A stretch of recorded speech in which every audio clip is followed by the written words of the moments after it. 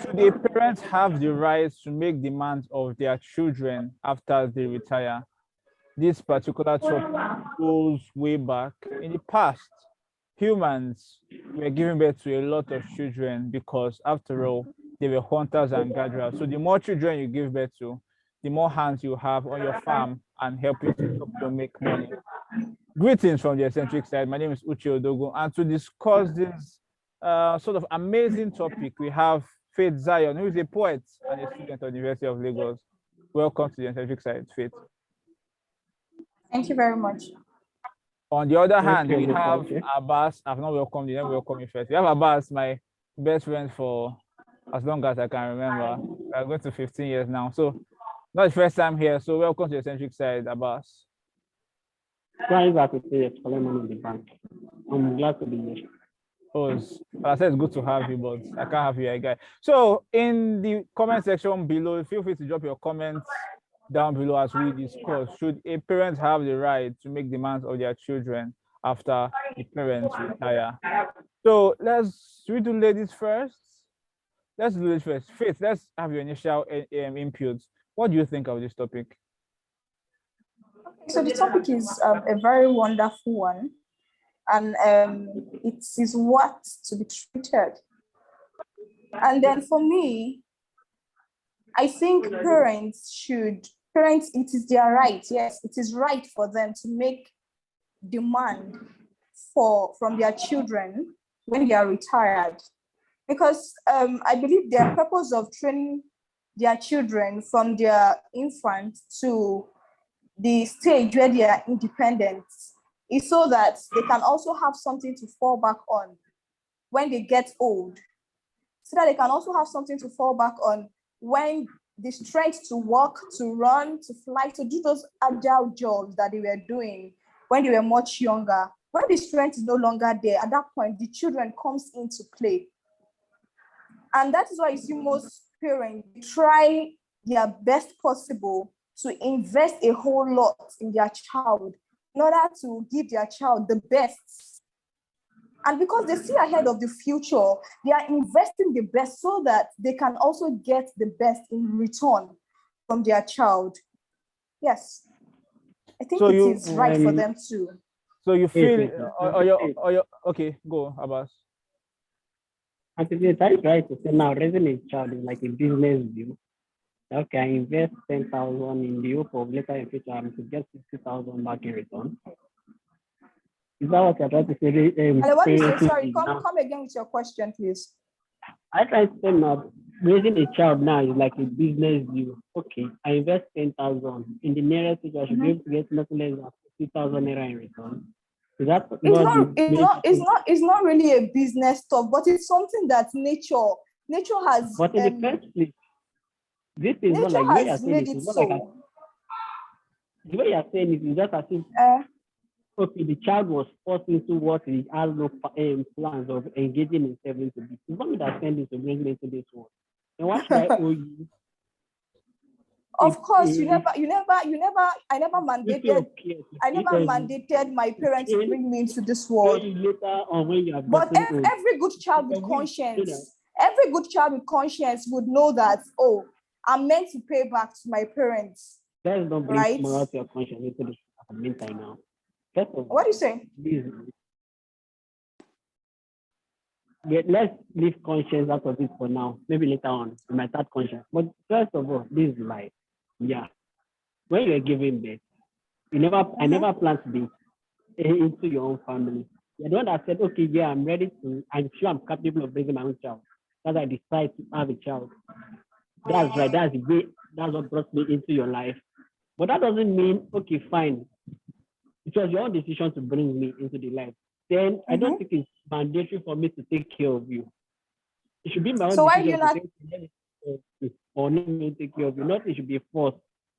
It's not a force, but it's not a force. Like it is something that is okay. I call it a responsibility. Like it is your responsibility. Okay, what I'm saying is, I'm saying, why should that be my own responsibility to raise you up where you have grown old? Okay, let me ask Abass a question. Abass, is it Is it right for your parents to demand respect from you? Yes or no? Demand in what way? Like, is it right? Is it like if you disrespect your parents, do they have a right to correct you? Like, is it right for them to demand you respect them? Demand respect. Is yes or no? Okay, like I did something wrong. It's part of their responsibility to train me in the right way. And I don't think it's mandatory for me to okay now. It's just to be my own conscience that okay, yeah, this woman has tried for me.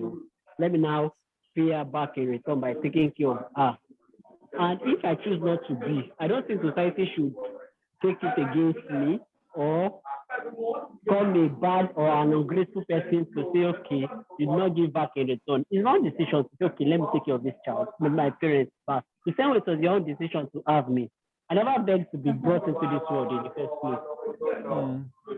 You're not that said, okay, I'm ready to have a child. Then I'm bringing in a child into the world.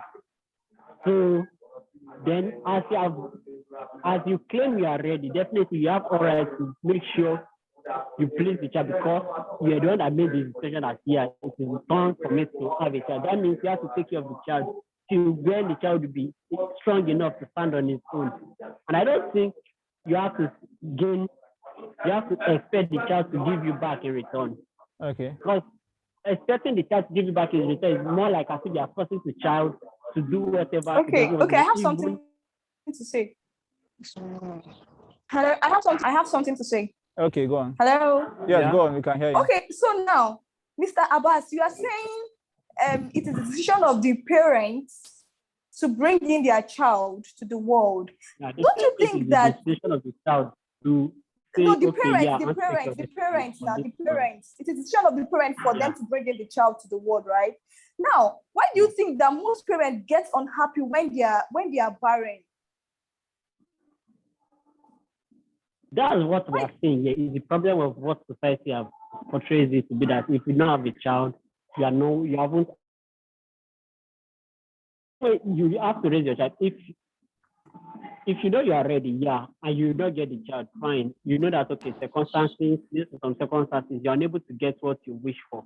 It is your wish. You are ready to get it, but unfortunately, your wish wasn't granted. Okay, let's look at this topic from. Part of why.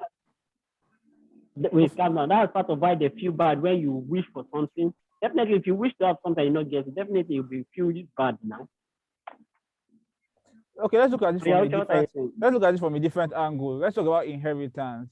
So if parents should have the right to make demands, let's say the parents were rich and then something happens, the parents die. Does the children have a right to their parents' inheritance? They are entitled to it. They have the right. No. They are. I mean, let's have Faith first. Faith, tell us why. Okay, so I'm going to be talking based on culture now. Like in the Igbo land, land is one thing that is of great priority to the men in the Igbo land, and that is why they tend to strive hard to make sure that they have a son. Right? It is because of that inheritance, because they are not ready to work, and then maybe if they end up giving birth to females, those females will be married out, and then there you will see the brother, son, or someone else will come and inherit all the sweat and the efforts of that man. So that man already believes that, oh, if I have a son, when I die tomorrow, my son would inherit my property. So he already believes that it is the right of that child to inherit his property. Yes. Okay, Abass. Fight to a general question. To me, kind of inheritance to me is optional. Fine, you raise a child, yeah. And if you feel, yeah, your child that you raise is not capable, or you feel you can't handle your inheritance, that's right to will it on else that you feel is capable. This year, definitely, as long as you have given the child the best training you think you can render the child to stand on his own. I don't think a child has any right to enforce his or parents to give him inheritance. You are not enforcing it. You are not enforcing it. You said traditional wise is necessary, but yes, it's not an enforcement. Kind of It's what not I'm an trying to drive out enforcement. is, you can't say, okay, you know this child to be an irresponsible child, that even while you are alive, there's no sign of responsibility in him. He squanders everything. Will you be willing to give such a child your property? Faith. If the child grows up to be someone irresponsible, and that is where the importance of having more than one son comes in. No, let's remove the aspect of one son now. Okay, let's just say the only child you have, God forbid, has been a typical Nigerian mistake. Doesn't take anything serious, squanders everything as he likes, just like the prodigal son and cool. Will you be willing to give your property to that child? Now, if there's a tendency of that child realizing himself, you can hand over that property to someone that should look after it rather, and check out. It's more like option. Can I say, because of tradition says is by force you must give your child your inheritance.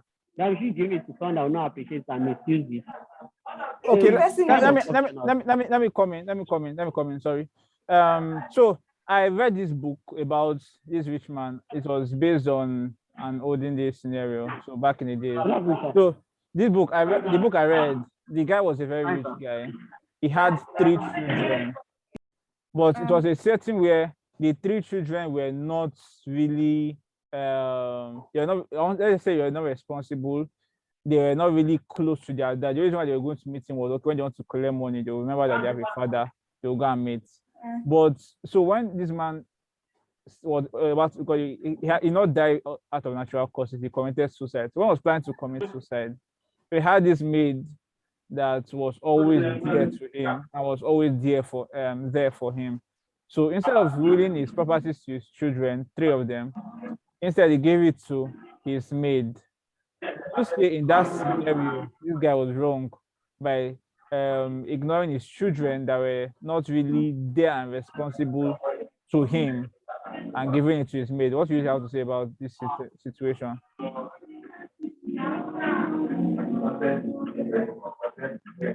Faith. Yes. Abass, please mute your mic. What do you have to say about this situation?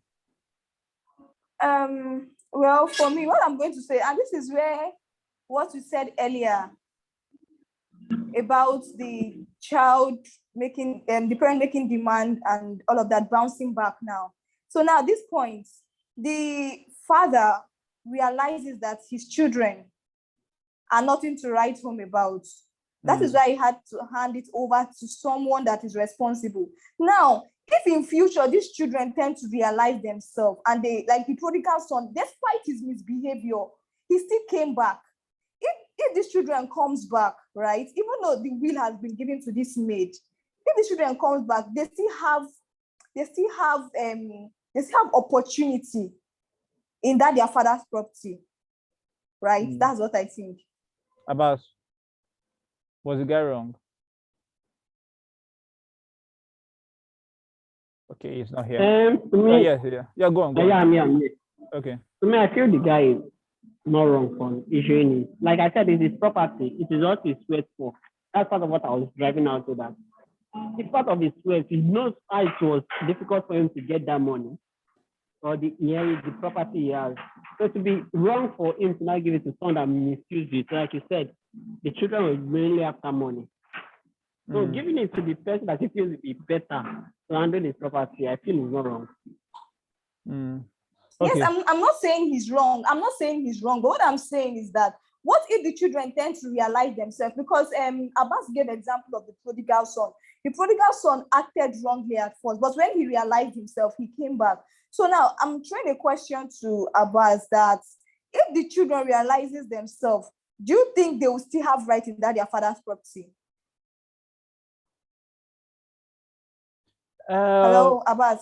Okay, Abass, your question for you.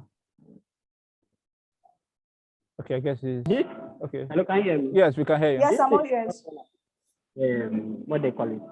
It's the will, and after the person is dead, it's hard for him to change the will, definitely. Yes, So I know. when to give another person, and the terms of the will never say that if they change their behavior, it should be given to them. So no, I didn't say it should be given to them. I said they should have parts in it. Like they should also have parts since the maid already knows the family. according to what the guy said, terms of rules are to be followed to the letter, no matter the situation. So it has been given to the maid. I don't think it can be changed already. So how are you sure those kids that you are saying change can really change for good? Because No, from the kids, and I know why I gave a benefit of doubt changing. calm down, Why I calm gave a down. benefit of doubt changing for good was because you gave example of the prodigal son. That was why I had to give that benefit of doubt. Yes. If I'm the kid, of them changing from for of the good. man's child, and in the terms of the will, say that if I can have a good character, I should be given part of the will. Definitely, I'll form what I am not. To inherit my own part of the will, I'll pretend for the meantime. And once I get it, then I can go back to my old way. Do not feel the same way of the man losing. So I feel two ways again. So I feel the way will works is what the will does is it explains who gets what. So if it's not stated in the will that if the children should change, the property should be given back to them, or the property should be managed by someone until the children change. What I said was the man gave his properties to his maid because the children were nothing to write home about. It did not state there that in the event that the children changes, it should be given back to them. That was not stated in the will. So at that situation now, knowing what we now know, and this is, by the way, before I did not mention it to see how the discussion goes. So the children are not the two children. The children are actually married. So the man is like an old man with the children that are already married in their own family houses. So it's not like it's children that could still change in the future. They have pretty much established majority of their characters, adults. So knowing what we know now, Faith, does your opinion change? So partially, it has to change at this point. Handing it to the maid rather to manage will be good. And as you said that the children are already grown. Yes. And married. Handing it to the maid. What about the wife of those children? The wife of the children are not his daughters now. He does not really have the wife of children are. He does not have a lot of contacts with the wives of his children.